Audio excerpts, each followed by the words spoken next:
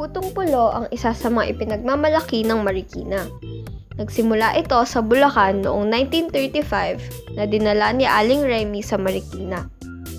Noong nagsisimula pa lang sila sa Marikina, ang kanilang puhunan daw ay 500 piso lamang.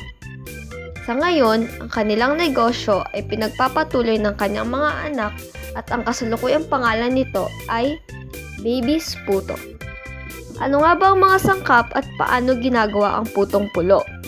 Ang putong pulo ay gawa sa bigas, asukal, at syete at keso. Ang galapong ay papasingawan ng 30 hanggang 35 minuto at pagkatapos nito ay hahanguin na ang puto.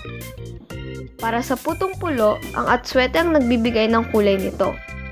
Sa isang salangan, nasa 150 ang nagagawa nilang puto. Ang operasyon ng kanilang negosyo ay 24 oras at dahil dito ang kanilang mga manggagawa ay may shifting.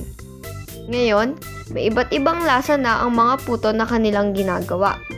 Kabilang sa mga ito ang ube, puti at kutsinta. Minsan may strawberry at pandan flavor din.